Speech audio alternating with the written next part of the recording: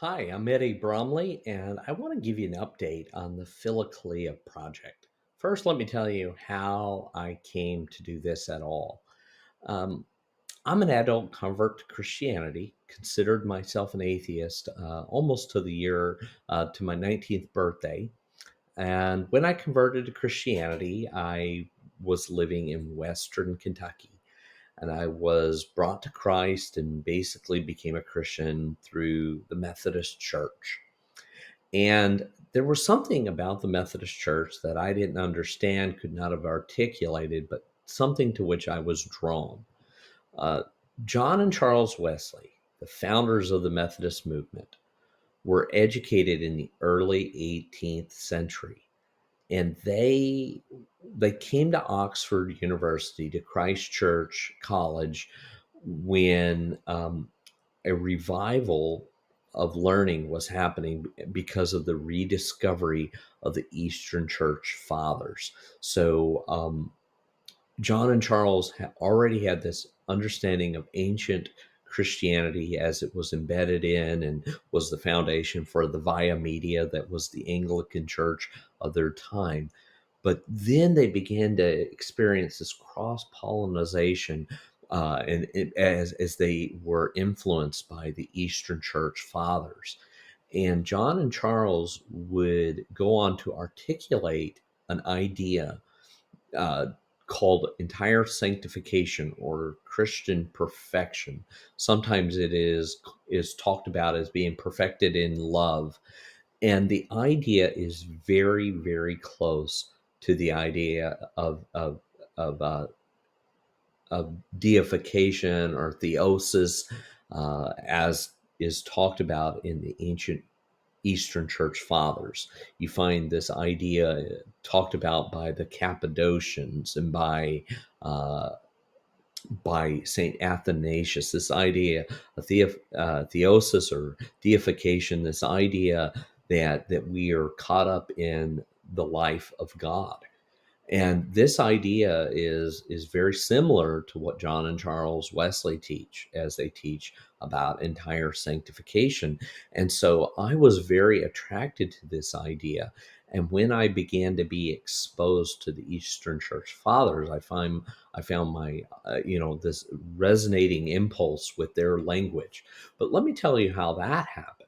So in seminary, I was exposed to the writings first of Callisto Ware, the great metropolitan of the Eastern Orthodox Church, and I began to read his work. And he introduced me to the Philokalia, and he talked about how the Philokalia was a great embodiment of Eastern Orthodox spirituality and how this collection of works needed to be being read not only by clergy and monks but by the laity as well. Now, technically, I am a clergy person in the Methodist Church, but I guess I would be considered laity by the standards of the Eastern Orthodox Church, and so I accepted Callisto Ware's invitation, and I began to read not only the Philokalia, but the Ladder of Divine Ascent and other great writings, and began to really find my soul fed by these works. I was then influenced by the man that you see under Callisto Ware. His name was Thomas Oden. Thomas Oden was a theologian from Drew University. And when Thomas Oden first became a theologian, he was very much modernist and later even postmodernist or had postmodern leanings. He was much more interested in Freud and Derrida and Foucault and Marx and feminist thinkers than he was anything happening in orthodoxy. But Thomas Oden had just a radical change as he began to encounter deep orthodoxy for the first time, and he began to change his whole way of thinking. And after his revolutionary change, he began to write his magisterial work, his 3-volume systematic theology. And it is Trinitarian in nature, and it is grounded in the great tradition, the 7 ecumenical councils, the 3 ecumenical creeds, the divine liturgy, the canonical heritage, and of course, the church fathers. And so I began to drink deeply of these resources myself. In 2019, I began to work on recording the Philokalia. Now, you might ask why. Well, because I was looking for an audio version for myself because the work is so massive and I couldn't find it. One of my other heroes is Peter Kreeft, a Roman Catholic writer from Boston College. And he said that all of his books, every single one of them, he wrote them because he was looking for a book like that. And having not found it, he decided to write it. Well, I couldn't find an audio version of the Philokalia, so I started to record one. And then life happened. 2019, all kinds of radical things happened, right? They happened to you too. And I stopped the project. And in fact, I abandoned it altogether. Didn't even look at the channel for a few years.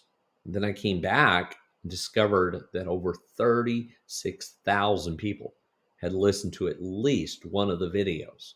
And many of them were asking, when are you going to complete the project?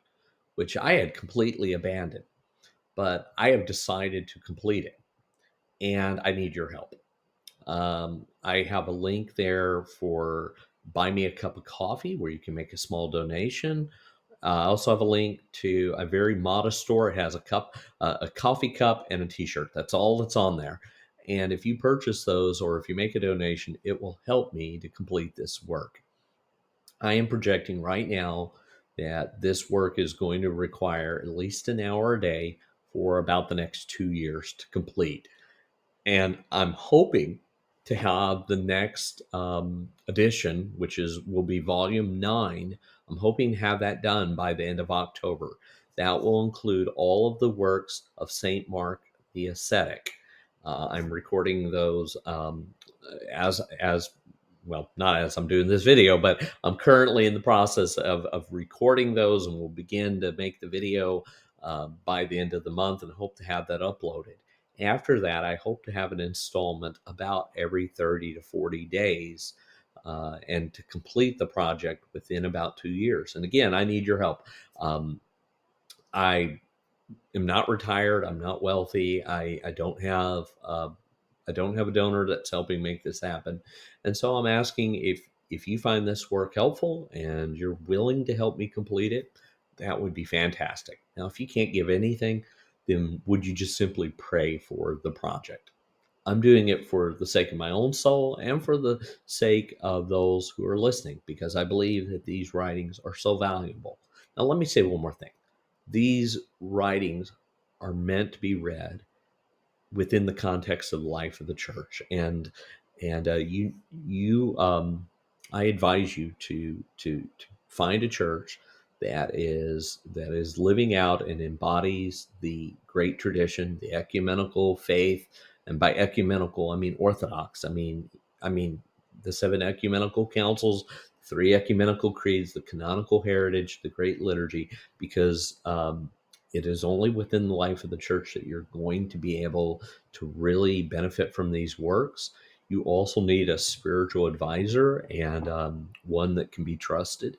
And I pray for you that you'll be able to find somebody that will help you navigate the spiritual life. I have people that are pouring into my life, and I'm trying to do the same for others. But a guy in a video can't be your spiritual director. So you need one of those. Again, I wanted to give this update. Be looking for Volume 9 to come out by the end of the month. It'll be St. Mark the Ascetic.